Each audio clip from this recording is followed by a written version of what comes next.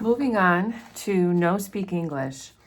This is another chapter where you're going to see a lot of repetition, especially the window motif, the idea that immigrants who go to any country, honestly, can feel very disconnected from the society there and how they deal with not just acclimating to a new place, but assimilating to a new place. And this woman really struggles to feel at home in Chicago. So Mamacita is the big mama of the man across the street, the third floor front. So it's not like it's his actual mother, it's his wife. So he had saved his money to bring her there. He saved because she was alone with the baby boy in that country. He works 2 jobs. He came home late and he left early every day. Then one day, here comes the mother with the baby boy. And there's a wonderful series of just descriptions here of this woman as she gets out of the car with her tiny pink shoes. But she's very, very heavy. So when she gets out, they exaggerate here. I'm sure this is an exaggeration that they had to pull and push her out of the cab. But she has fuchsia roses, beautiful dress, green perfume, which is sort of a synesthesia thing, this idea that, something that smells can be a color. Synesthesia is when you mix sort of imagery descriptions, like you say that something that wouldn't normally have a sound has a sound, or in this case, something that you don't really smell like a color, but in this case, that's how it's being described. So everyone notices her when she arrives on their block, and Esperanza, loves her tiny little pink shoes, and then they don't see her anymore. And the girls on the block all chatter about why that might be. Maybe it's because she's too fat. Maybe it's because she lives up 3 flights of stairs and she can't go up and down.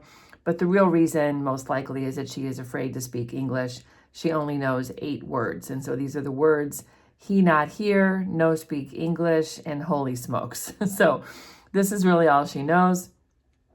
And then we have this, I think this is a charming little story. My father says when he came to this country, he ate ham and eggs for 3 months. And notice that ham and eggs is one word. And of course, that's because that's how English can sound. When native English speakers say words, they often do blend them together. And if you think of ham and eggs as a breakfast, people do say ham and eggs. And so that's how her father, he sort of like says it and would write it if he were to write the word. And so it's like one word to him, and that this was the only word he knew when he first came because it's what he was eating all the time. So then we have a reference again to the window. She sits all day by the window and plays the Spanish radio show and sings all the homesick songs about her country in a voice that sounds like a seagull. Another simile here.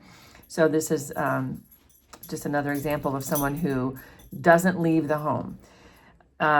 She talks about her past. Her home is where she used to live in Mexico, a house in a photograph that's pink. The man paints the walls of the apartment pink to hopefully make her feel more at home, but she still is crying for her pink house back in her home country. Sometimes the man gets angry, which was understandable because he says he's home. We are home. This is home. Here I am and here I stay. Speak English. And so he's trying to make her think, home is where we are together. Home is in this country now. She has to make an effort and she's not. And then what really breaks her heart, I could see these being quiz questions, is that the baby boy eventually begins to talk and he sings the song from the Pepsi commercial, obviously in English, which upsets the mother. She's like, no, don't speak English, don't speak English. She says that English is a language that sounds like tin, which I could see that being the case. So this could also be a quiz question, another simile there. So another example of how someone immigrating to America struggles to actually feel at home here.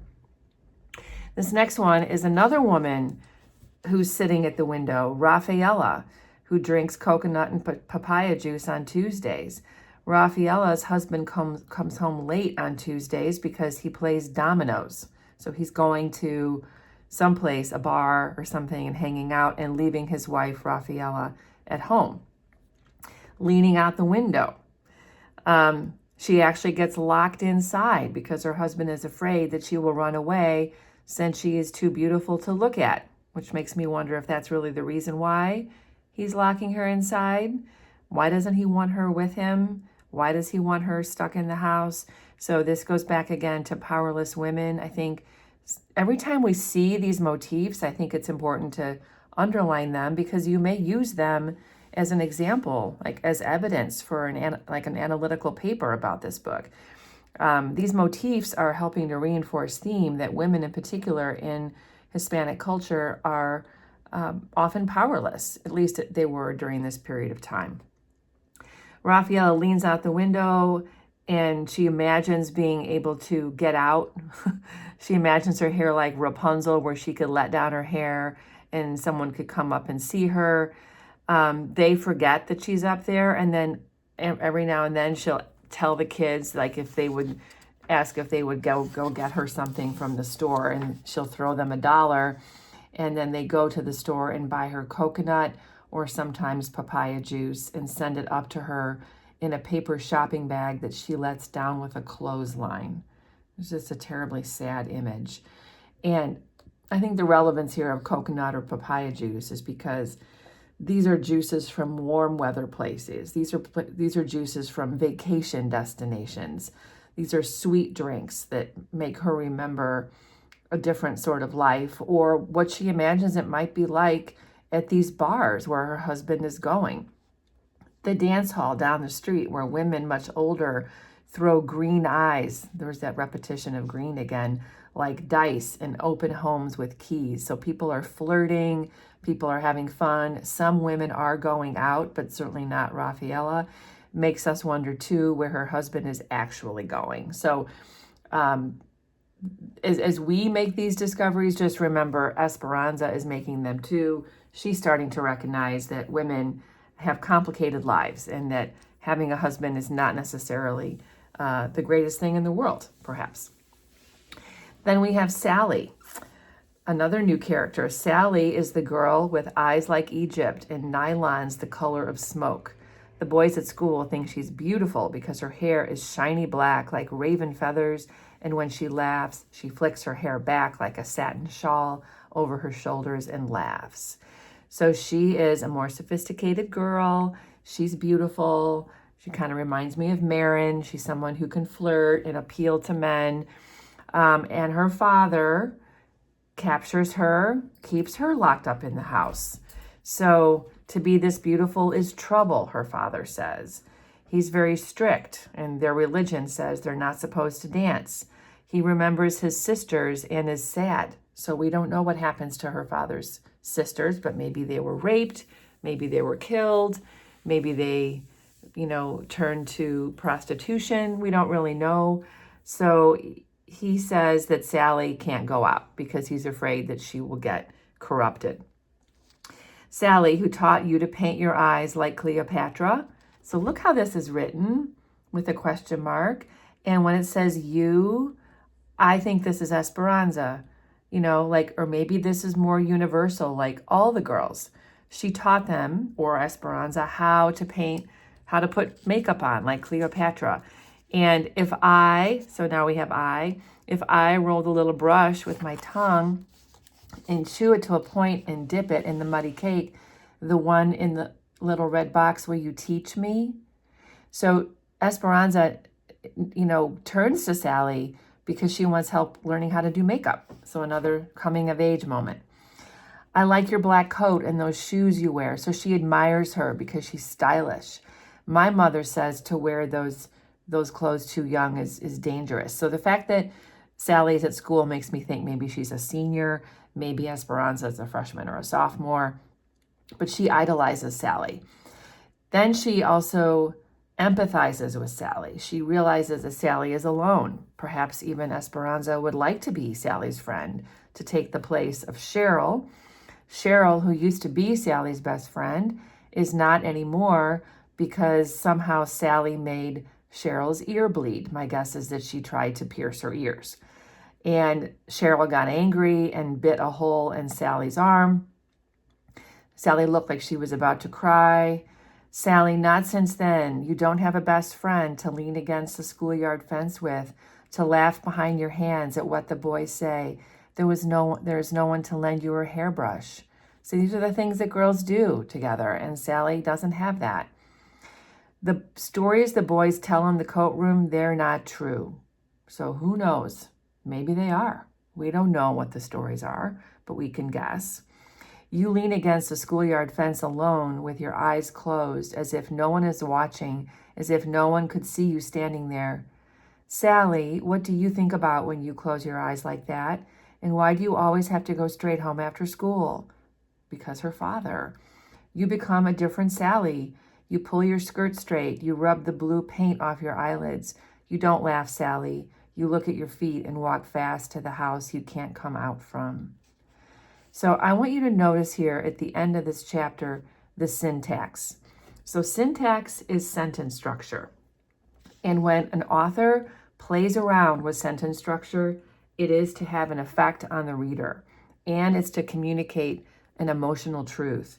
So these sentences are extremely long.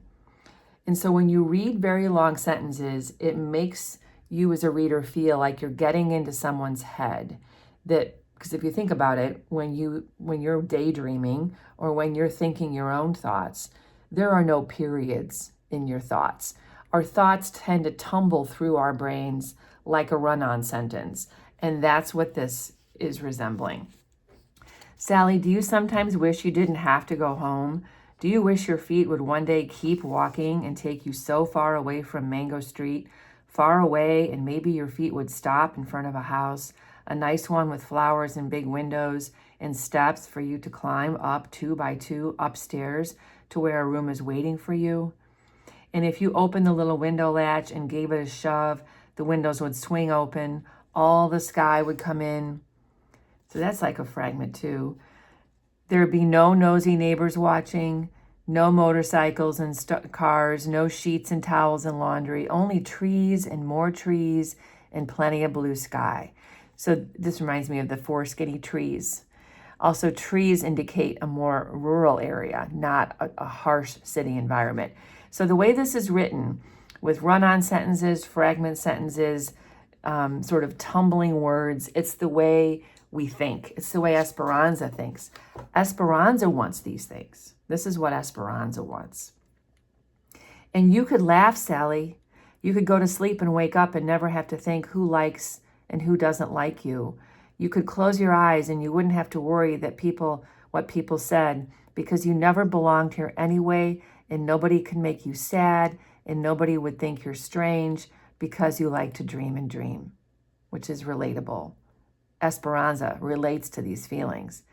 And no one could yell at you if they saw you out in the dark, leaning against a car, leaning against somebody without someone thinking you are bad, without somebody saying it is wrong, without the whole world waiting for you to make a mistake, when all you wanted, Sally, was to love and to love and to love and to love, and no one could call that crazy. I have goosebumps reading that. Look at this long, beautiful sentence and all this repetition that just shows that Esperanza cares deeply for Sally's predicament and that Esperanza feels this way too. Even though Esperanza does not have a father like Sally's father, Esperanza is not locked into a house, but Esperanza feels trapped on Mango Street, and she can imagine people who feel worse than her, and I think she wants freedom for all of them. So there's a lot of connection here that these sentence structures create for us.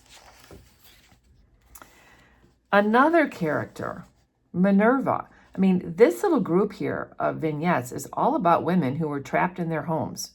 Minerva is only a little older than me, but already has 2 kids and a husband who has left her. Minerva cries because her luck is unlucky. This reminds me of the introduction when Cisneros' mother says, good lucky, all the time. So luck and lack of luck are certainly elements of these stories. When the kids are asleep after she has fed them their pancake dinner, she writes poems on little pieces of paper that she folds over and over and over in her hands a long time. Little pieces of paper that smell like a dime, which is that's a charming simile. I wonder why they smell like a dime. They're old bits of paper because they're folded over tiny. Your hands, maybe just like the smell of your fingers on there. She lets me read her poems and I let her read mine. So remember, Sandra Cisneros became a writer and a poet first. Esperanza is not literally Sandra Cisneros, but Esperanza is certainly a representation of Sandra Cisneros. Sandra Cisneros definitely had some of these experiences growing up, but remember, this is fiction. And Cisneros wrote in her introduction that she has weaved in a lot of details from the people that she used to teach and other people she knew growing up. So I always sort of see Esperanza as Cisneros when she was young, because so much of Cisneros' own story parallels Esperanza in the sense that she is a writer and she writes poems. But remember, this is still fiction. So one day she is through and lets him know enough is enough. So this husband comes and goes. He's never like fully gone. So she throws him out at one point, clothes and everything on the front lawn. But then that night he comes back and he throws a rock in the window and he apologizes and she opens the door again. Same story. So he's back and forth. Then she comes over to Esperanza and she's been abused. She's been injured. She's black and blue. And she says, "What can she do, Minerva?" And Esperanza says, "Minerva, I don't know. There is nothing I can do." What can Esperanza do? So this is showing how women are trapped. They're trapped with a husband. They're trapped without a husband. She's unsure how to handle like her children, her home. So these are real life predicaments for women, especially women who are living in places where they don't have a lot of family, they don't have a lot of money. So this whole little group here is a bunch of new women who are struggling. And then we're going to end today with this last one, Bums in the Attic. And this is Esperanza just reflecting on what it is she wants. So she is setting herself apart from these other women. These other women are teaching her about life and what kind of things can go wrong. And she's like, "I want a house on a hill like the ones with the gardens where Papa works." So Papa is a landscaper. "We go on Sundays, Papa's day off. I used to go, but I don't anymore." And her family teases her. "Oh, you don't like to go out with us?" Papa says. "Are you getting too old? Are you too stuck up?" says Nenny. And she does not say that she's ashamed. She doesn't want to be in the car looking out of windows at these beautiful homes like the hungry. "I am tired of looking at what we can't have. When we win the lottery," Mama begins, and then she stops listening. Esperanza doesn't want to hear about these dreams. She realizes, because she's getting older, that it's unlikely they are ever going to have a house like that. And then she reflects on what it's like to be someone who has money. People who live on hills sleep so close to the stars, they forget those of us who live too much on earth. The people down, in the urban area, in the city, they don't look down at all except to be content to live on hills. They have nothing to do with last week's garbage that maybe in the city didn't get taken, or fear of rats, which we know is a problem in every city, even today. Night comes, nothing wakes them but the wind. And then this is what Esperanza wants. "One day I'll own my own house, but I won't forget who I am or where I came from." So this is an important thing here. Remember, she was told earlier on, don't stop writing, but don't forget where you came from. Passing bums will ask, "Can I come in?" And I'll offer them the attic, because she knows what it's like to not have a house. Sundays after dinner, guests and I will sit in front of a fire. The floorboards will squeak upstairs, the attic grumble, and they would say, "Do you have rats?" and she'll say bums, I'll say, and I'll be happy. So this is Esperanza imagining that someday she'll have a lovely home, but she will not forget where she came from. And in fact, she will give back to this community. And if we look at Sandra Cisneros, that is what she is trying to do as a writer.